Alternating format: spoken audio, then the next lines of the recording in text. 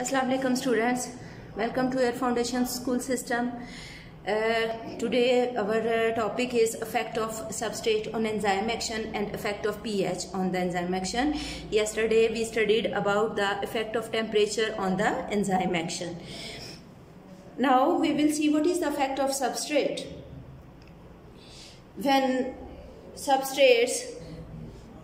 When we increase the concentration of a substrate in some enzyme catalyzed reaction, the active sites of enzymes are available that will combine with the substrate, and the rate of reaction will increase.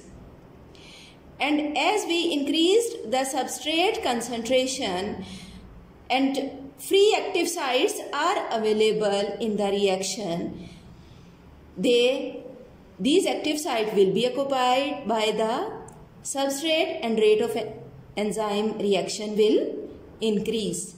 But a time will come when all the free active sites will be occupied.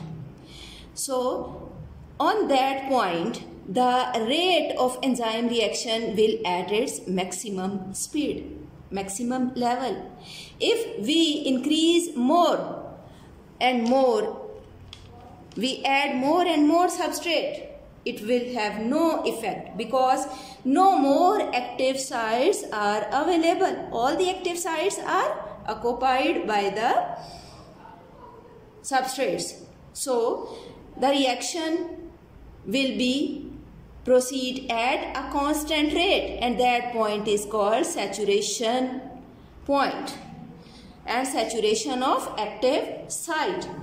Any further increase in the substrate concentration will not increase the rate of reaction at this point, and the reaction will continue at the same rate.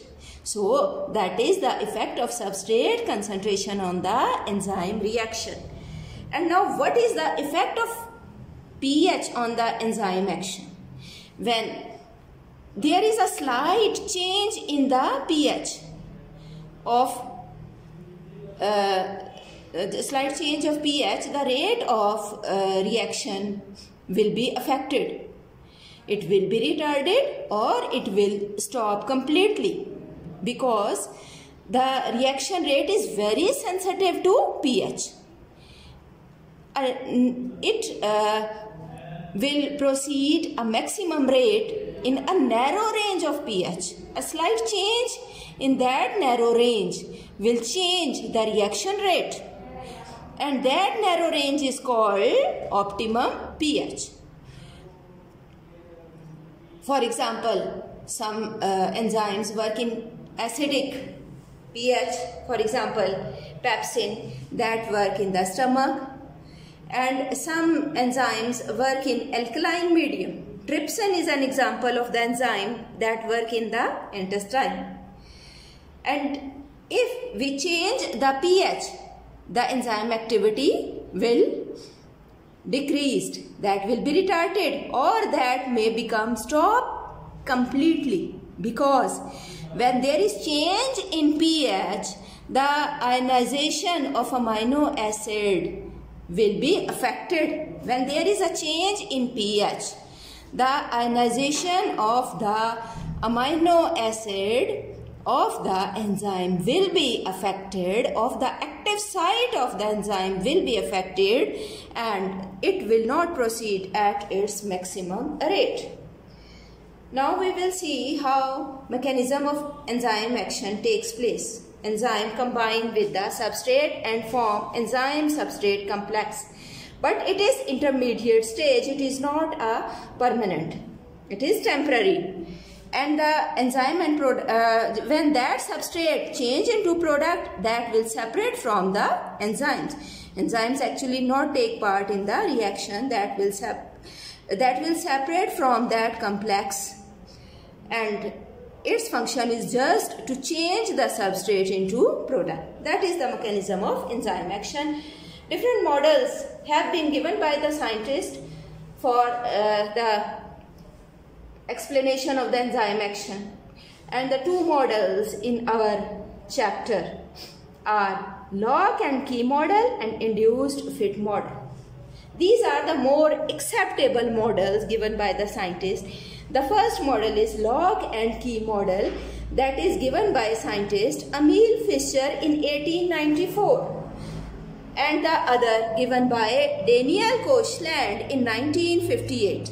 According to lock and key model, enzyme and substrate both are specific for each other. They have specific shape for each other, and they fit exactly into each other like lock and key. If there is a slight change in their shape, they will not fix into each other. They will not combine to each other. So both enzyme and substrate are very specific for their action. But in induced fit model, the active site of the enzyme is not very specific. It is not very rigid.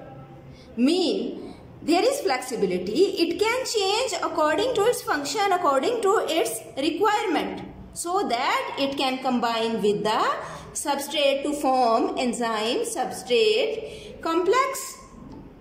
It is not very rigid. It can be molded according to its function. This model, induced fit model, is more acceptable than lock and key model. All these about the two models given by the scientists, and these are in our chapter enzyme. I hope you are able to understand these topics very clearly, and these are the most important topics of the chapter. As we already discussed in our previous chapter, the effect of effect of temperature on the enzyme action, that was also very important. And today we discussed about the substrate effect and pH effect on the enzyme action. And I hope you are able to understand the graphical representation of the effect of these two factors and the differentiation between the two models that present in that chapter of enzymes. If you find some difficulty, you can ask question. Please learn it and try to understand it properly. I hope you will act upon my advice. Thank you.